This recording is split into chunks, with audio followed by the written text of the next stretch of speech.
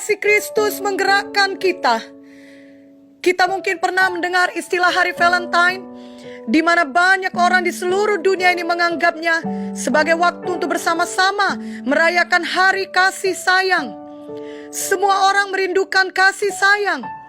Namun sayangnya tidak semua orang di dunia ini benar-benar telah mengalami dan menerima kasih sayang yang sejati dalam hidupnya.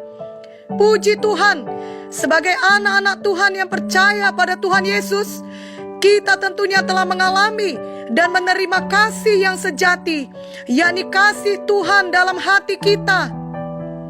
Firman Tuhan berkata Tuhan adalah kasih. Ini tertulis di 1 Yohanes 4 ayat 8b. Betapa luar biasa hal ini. Ia bukan hanya mengasihi kita, namun ia sendiri adalah kasih. Itu sebabnya ia memberikan yang terbaik bagi kita, yakni mengorbankan anaknya yang tunggal, supaya kita yang percaya kepadanya tidak binasa, melainkan beroleh hidup yang kekal. Ini tertulis di Yohanes 3 ayat 16. Saat seseorang mengasihi, maka ia akan suka memberi, bahkan berkorban untuk orang yang dikasihinya. Seperti Tuhan Yesus mengasihi kita, ia memberikan nyawanya demi keselamatan kita.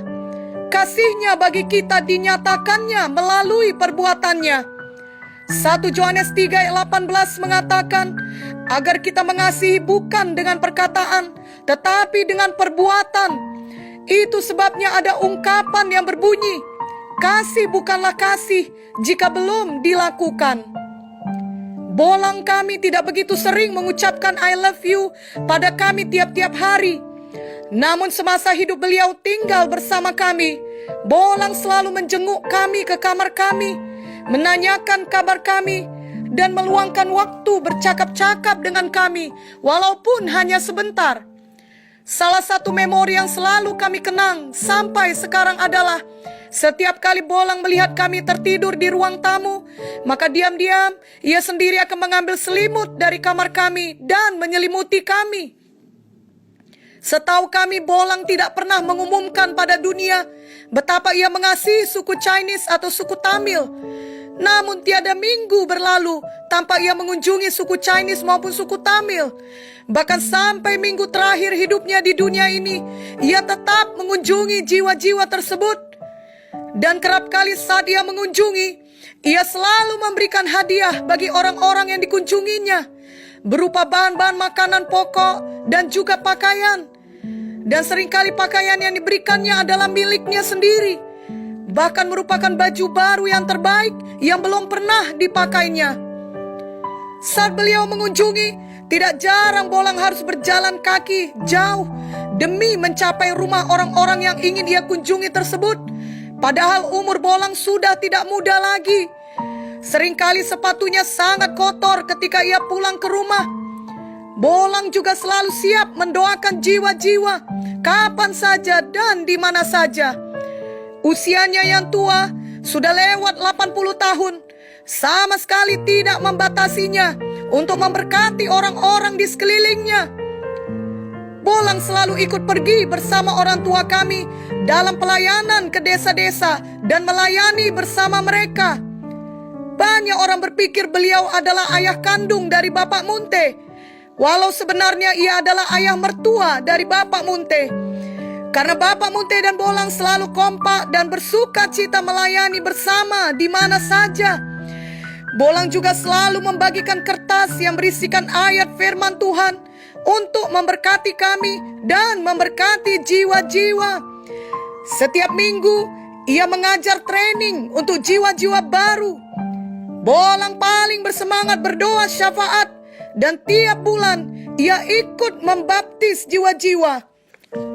Sebenarnya hidup Bolang sudah sangat senang menurut ukuran dunia ini, dan ia tidak perlu merepotkan dirinya dengan semua hal tadi. Bolang dapat saja hidup tenang-tenang di rumah. Namun Bolang justru menganggap adalah suatu kehormatan untuk terus melayani, mengajar firman, dan mengunjungi jiwa-jiwa di seluruh penjuru kota Medan, sambil memberitakan Injil kepada mereka dan famili mereka juga. Walaupun demikian, tak jarang Bolang dihina oleh orang-orang yang tidak mengenalnya Ketika pertama kali berjumpa dengan dia, mereka menganggapnya sebagai orang tua rewel. Beberapa orang mengejek cara ia mengajar. Mereka menggosipkannya dan berkata bahwa metodenya dalam mengajar sangat tidak wajar. Seringkali ia juga tidak dihiraukan oleh jiwa-jiwa saat dia mengunjungi. Dan sebenarnya kebanyakan orang tidak menghargai dia sebagaimana seharusnya dia dihargai sebagai seorang hamba Tuhan yang sudah berusia lanjut dan sudah lama melayani di ladang Tuhan. Namun Bolang tetap sukacita dan selalu menceritakan kabar yang baik tentang pelayanannya setiap kali bertemu dengan kami. Dan yang terutama adalah Bolang tetap menyala-nyala melayani Tuhan, apapun reaksi orang dan apapun yang terjadi di sekelilingnya. Apakah yang menggerakkan Bolang untuk berlaku demikian? Tentunya tak lain karena kasih Kristus dalam hatinya, menguasai hatinya dan menggerakkannya untuk selalu memberkati orang lain seperti yang tertulis dalam 2 Korintus 5 ayat 14. Kasih Kristus tak dapat disimpan saja dan ditahan untuk diri sendiri, melainkan harus dinyatakan dalam perbuatan. Sekecil apapun perbuatan tersebut, bila itu didasari dan digerakkan oleh kasih, maka itulah kasih sejati yang pasti tidak akan sia-sia, bahkan bertahan sampai kekekalan. Namun sebaliknya, sebesar apapun tindakan kita, bila tidak didasari oleh kasih, bila motifnya hanyalah untuk ketenaran atau alasan-alasan lainnya, maka itu sama sekali tidak berguna. Tuhan tahu hati kita dan tidak ada yang tersembunyi dari hadapan Tuhan. Mari kita membaca firman Tuhan dari 1 Korintus 13 ayat 1-3. Sekalipun aku dapat berkata-kata dengan semua bahasa manusia dan bahasa malaikat, tetapi jika aku tidak mempunyai kasih, aku sama saja dengan gong yang berkumandang dan canang yang gemerincing. Sekalipun aku mempunyai karunia untuk bernubuat, dan aku mengetahui segala rahasia, dan memiliki seluruh pengetahuan, dan sekalipun aku memiliki iman yang sempurna untuk memindahkan gunung, tetapi jika aku tidak mempunyai kasih, aku sama sekali tidak berguna. Dan sekalipun aku membagi-bagikan segala sesuatu yang ada padaku, bahkan menyerahkan tubuhku untuk dibakar, tetapi jika aku tidak mempunyai kasih, sedikit pun tidak ada faedahnya bagiku. Kiranya kasih Kristus menguasai kita dan menggerakkan kita untuk berkorban serta menolong orang lain. Alirkanlah kasih Tuhan yang ada di dalam kita kepada orang lain lagi. Nyatakanlah kasih kita melalui perbuatan yang nyata, khususnya di tengah pandemi COVID-19 saat ini. Dengan kasih, perbuatan yang sederhana dapat membekas seumur hidup pada diri seseorang tersebut. Kedua orang tua kami telah memberikan hidup mereka sepenuhnya pada Tuhan. Selamanya kami menghormati dan berusaha meneladani mereka. Berulang kali kami melihat mereka berkorban demi pekerjaan Tuhan lebih dari kesanggupan mereka, baik secara materi maupun badani. Mereka berkorban hal yang kecil sampai kepada hal yang besar.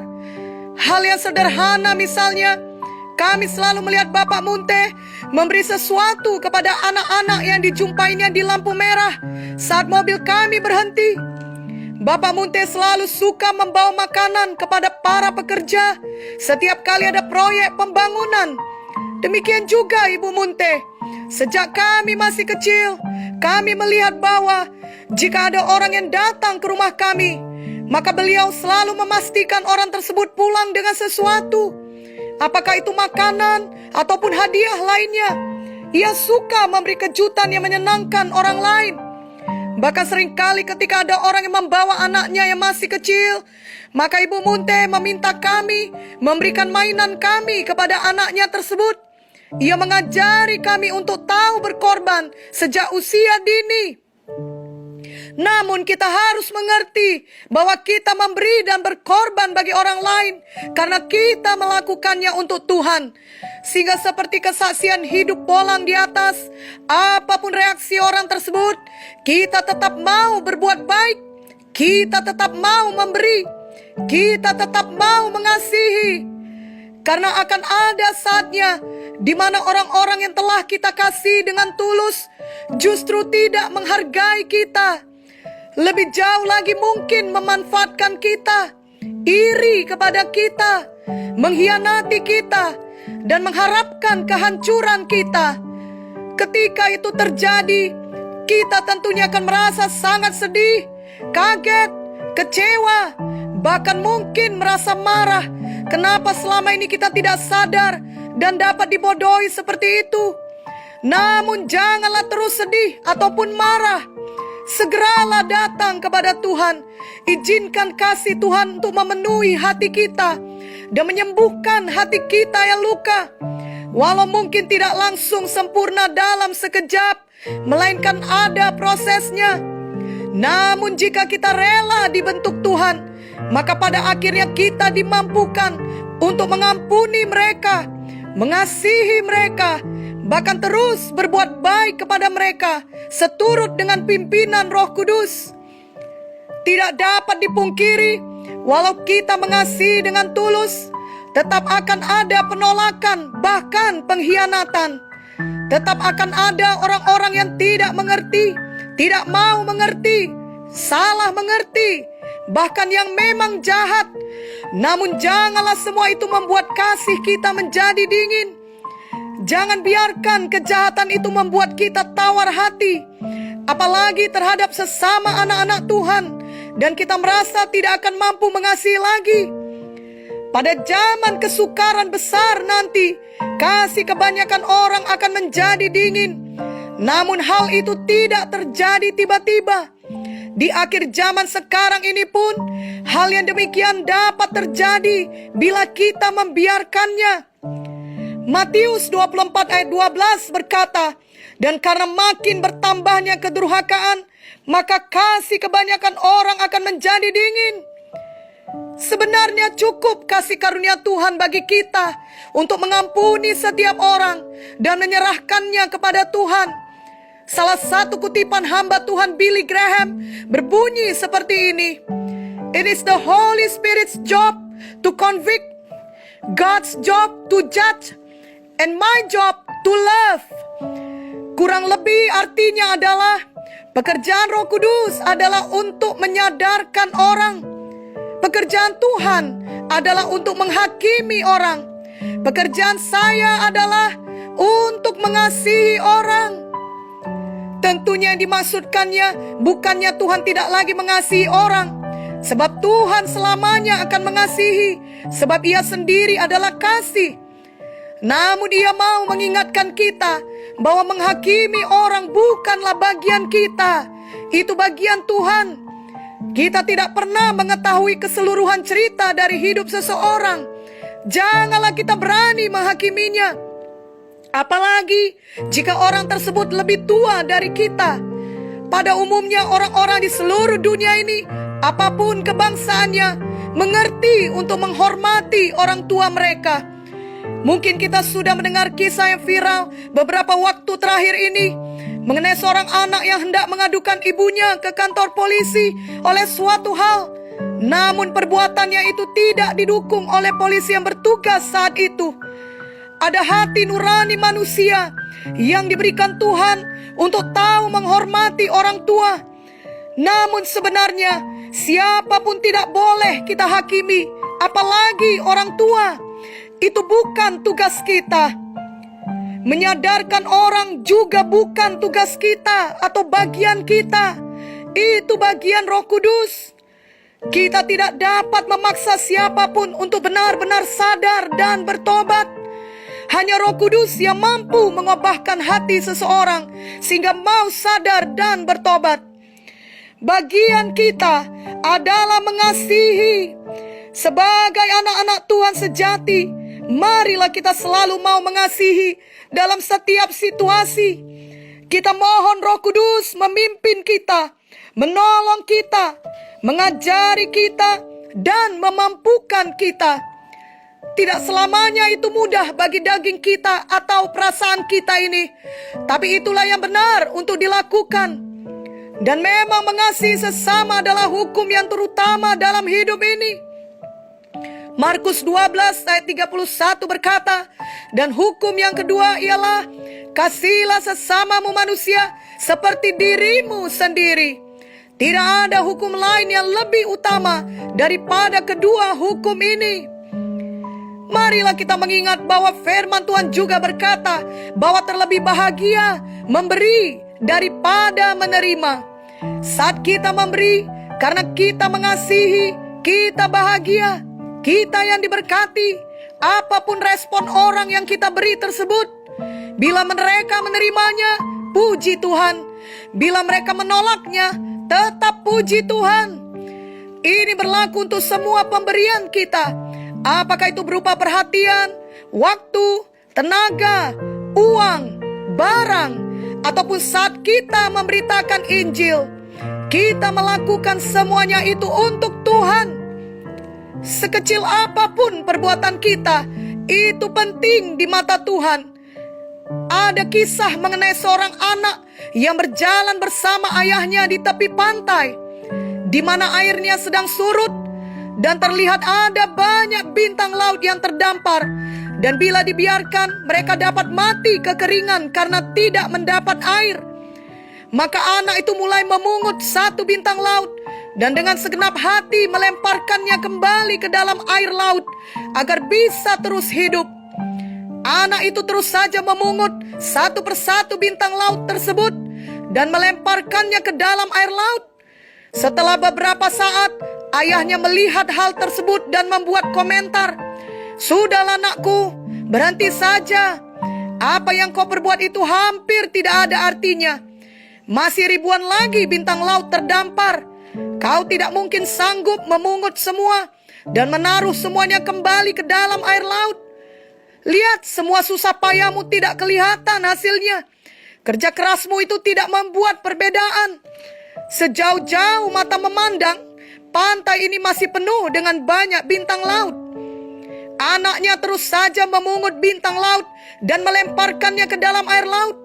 Ketika ia memungut satu bintang laut, anak itu berkata, "Yang jelas, apa yang saya lakukan membuat perbedaan besar bagi bintang laut yang saya pegang ini."